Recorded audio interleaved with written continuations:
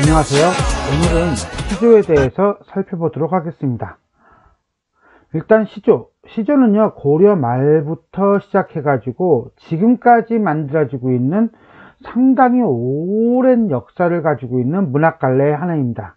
그리고 시 중에서 정형시 그러면 일단 시조라고 보는 게 가장 맞을 듯 하네요. 일단 고려 중엽 4대부 문학으로 발생해서 이후 귀족문학, 그 다음에 평민문학까지 아우르는 뭐가 되었다? 국민문학이 되었다. 여러분들이 이제 중학교 때 많이 외웠을 거예요. 일단 기본적으로 3사조 또는 4사조의 사음보이고 3장 6구 45자 내외를 기본형으로 하고 있다. 그 다음에 종장의 첫 어절은 몇 음보? 3음절, 세 글자로 고정된다 라고 하는 것까지는 여러분들이 잘 알고 있을 거라고 생각합니다. 시조 형식은요 기본적으로 딱 조금 전에 얘기했던 거예요. 전체 이제는 각 장이 4음보로 되어 있다는 거. 그러다 보니까 3장 6구 45자이면서 4음보니까 전체 3, 4, 12, 12음보로 되어 있다. 그 다음에 음수일은 3사조 4사조 45자 내외, 이런 걸 우리가 뭐라고 하죠? 그렇죠, 평시조라고 하죠. 자, 갑시다. 시조에는요 기본적으로 평시조가 있어요. 방금 했던 건 전부 다 평시조라고 보시면 돼요. 그 다음에 연시조는 평시조가 연달아 있는 거예요. 두 수 이상이 연결되어 있는 시조이다. 그러다 보니까 각 수가 어떤 독자적인 주제를 가지고 있음에도 불구하고 이게 연시조이다 보니까 전체 주제를 또 가지고 있는 그런 형태일 때입니다. 어시조, 종장의 첫 구절을 제외하고 어느 한 구절이 평시조보다 길어진 형태를 우리는 어시조라고 합니다. 사설시조, 임진왜란 병자호란 이후에 이제는 생긴 것으로 두 구절 이상이 각각 그 글자 수가 10자 이상으로 파격을 이루는 시조를 우리는 사설시조라고 한다 라고 보시면 되겠습니다. 시대별 특징, 아까 고려 말부터 시작했다고 그랬죠, 그죠? 고려 말, 늙음에 대한 탄식, 탄노가라고 합니다. 한탄, 군주에 대한 걱정, 우국지정 내지는 우국충졸이라고 하죠. 혼란한 정치에 대한 원망, 그 다음에 고려 왕조에 대한 번민 등등이 다양한 어떤 성리학적인 주제를 가지고 있는 시조들이 많다라고 보시면 되겠고요. 대표적인 작가로는요 이색, 정몽주, 최영은 최영 장군입니다. 을 대표적인 작가로 보고 있습니다. 조선 초기는요 4대부들의 시조와 그 다음에 기생의 시조, 기생은 천민이긴 하지만 양반들하고 같이 생활하고 다루다 보니까 학식이 상당히 뛰어난 경우가 많았습니다. 자, 4대부들의 시조는요 보통 우국충절 내지는 자연 속에서의 삶, 이렇게 두 개로 나눠진다라고 한다면 기생들의 시조는 남녀간의 사랑을 다루는 경우가 많습니다. 특징을 본다면 크게 네 가지를 다룰 수가 있는데요. 형식의 간결함이 당시 유학자의 검소하고 담백한 정서를 표현하는데 알맞았다는 거. 그러니까 결국 뭐야? 형식이 매우 간결하다는 거, 다양한 미의식을 보여준다는 거, 그 다음에 단형시조와 평시조가 줄을 이룬다는 거, 그 다음에 자신의 정치적 신념을 드러내는 하나의 도구로 사용되는 경우도 있다는 점 알아두시면 좋겠습니다.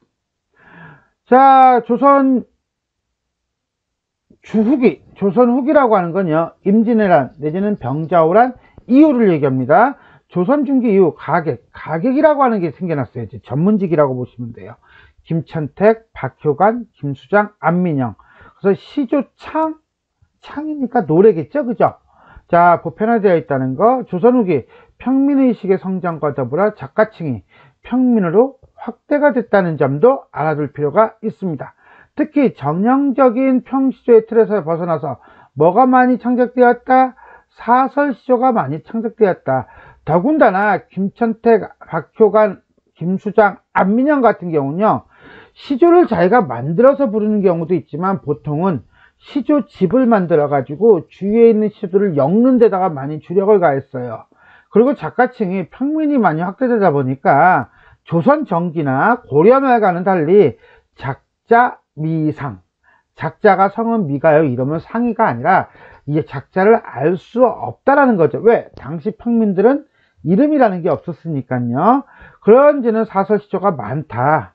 우국충절, 현실에 대한 관심, 자, 진솔한 생활감정, 익살과 풍자 등 다양한 내용을 다루고 있다라고 했는데, 여기서 우국충절 같은 경우는 양반, 사대부들의 노래가 많다라고 한다면, 현실에 대한 관심이나 진솔한 생활감정 내지는 익살과 풍자는 아무래도 평민들의 노래가 많은 경우가 대다수입니다.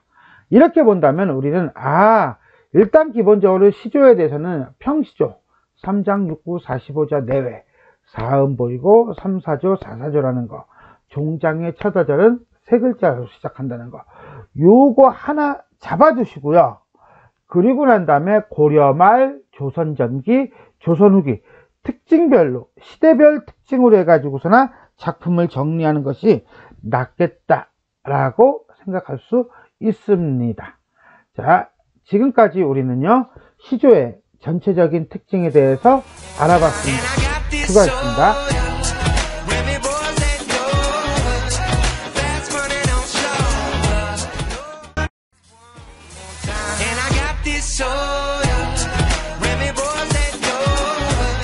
지금부터 원춘석의 흥망이 유수하니라는 시조를 살펴보도록 하겠습니다.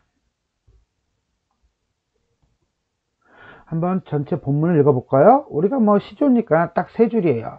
내용도 짧고요. 그 다음에 우리가 이제는 설명하는 것도 되게 간단할 거예요. 그러니까 좀 스피디하게 갈 수도 있겠습니다. 흥망이 유수하니 많을 때도 추초로다. 추초니까 가을풀이라고 생각하시면 돼요. 이 추가 가을 추자고 초가 풀초자니까요.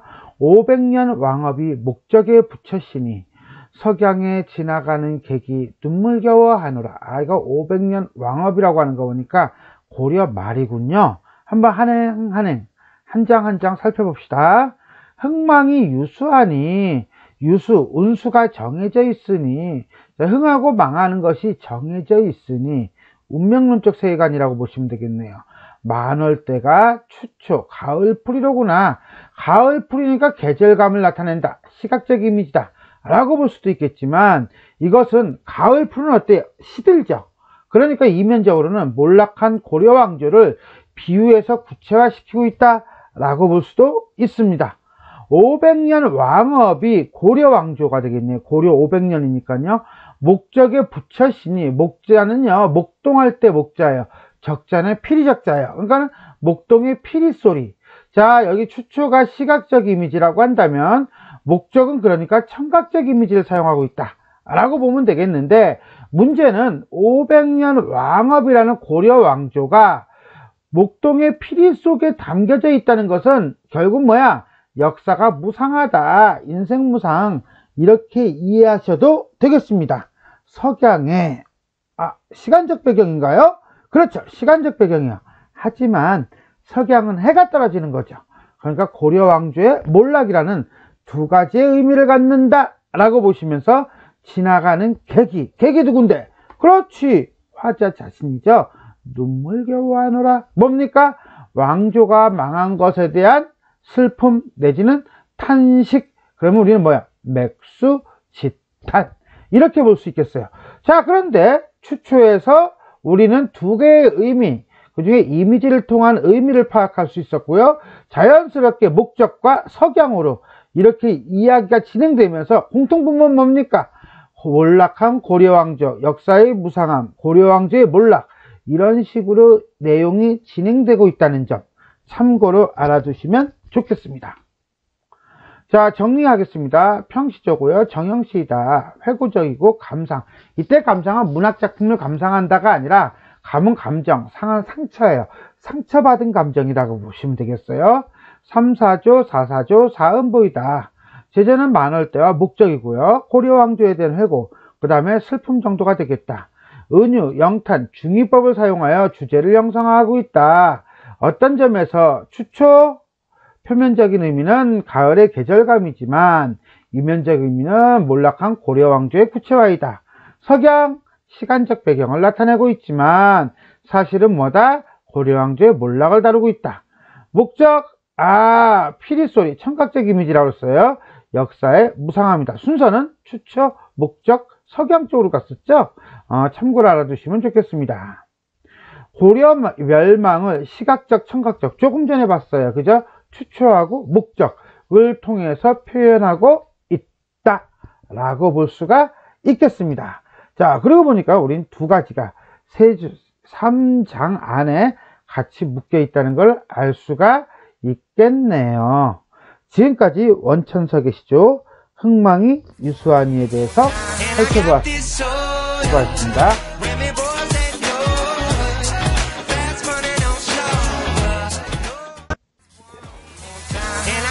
지금부터 길제의 시조 500년 도읍지에 대해서 살펴보도록 하겠습니다. 역시 전체 한번 읽어볼까요?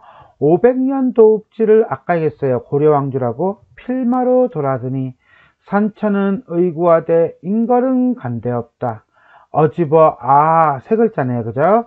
태평 영월이 꿈이런가 하노라. 꿈, 요게 포인트가 될 것 같은 느낌이 들죠. 그죠? 자, 한번 살펴볼까요? 500년 도읍지를 고려왕조라고 우리가 보시면 되겠어요. 그 중에서도 도읍지니까 개성이라고 보면 되겠네. 그러니까 화자는 아마 개성을 들어가는 것 같아요. 뭘 타고? 말을 타고. 필마, 한 마리의 말이라는 말도 있지만요, 혼자서 말을 타고 들어간다, 간다의 의미도 있다는 거 알아두시면 좋겠습니다. 돌아드니, 들어가니, 공간의 이동이죠. 산천은 의구한데, 산천은 그대로인데, 자연은 그대로인데, 인걸, 인재, 사람은 간대없다 라고 하는 것은 없다는 거죠. 그래서 결국 자연은 무한성이지만 사라져버린 인걸은 유한성이다. 이 두 개를 이렇게 끊어가지고 대비시켜서 인생 무상감을 드러내고 있다 라고 보시면 되겠어요. 어집어, 종장의 첫 어절은 세 글자. 태평연월이, 태평성대가 꿈이론가 하노라. 꿈이네. 더덥다는 거네요. 맥수지탄과 함께 꿈 그랬으니까 일장춘몽, 다른 말로 남가지몽, 다른 말로 한단지몽, 다른 말로 호접지몽. 꿈과 관련해서는 이렇게 네 가지를 들 수 있고요. 그 다음에 나라가 망한 것에 대한 슬픔이라면 맥수지탄 정도를 들 수가 있겠습니다. 자, 그러면 한번 정리해 볼까요? 자, 갈래는요, 평시적고요. 역시 정형시이다. 회고적이고 감상적이다. 500년 도읍지가 제재가 되겠네요. 고려왕조에 대한 회고와 인생 무상이다. 인간과 자연을 대비하여 인생 무상감을 드러내고 있다는 것은 아까 잠깐 했던 것 같은데 살펴볼까요? 산천, 자연이죠. 자연은 영원해요. 의구하다고 그랬어요. 영원성이에요. 변하지 않아요. 인걸은 간대가 없대요. 어디 갔는지 모르겠어요. 사라졌어요. 변한다는 거예요. 유한성이에요. 이런 점에서 본다면 둘은 대비를 이루고 있다. 그 대비를 통해서 하고 싶은 말은 뭔데요? 산천이 아니라 인간사에 있겠죠. 그래서 인생 무상 내지는 회한의 정서를 강화시키고 있다 라고 볼 수가 있겠습니다. 자, 지금까지 길제의 시조 500년 도읍지에 대해 살펴보았습니다. 수고하셨습니다.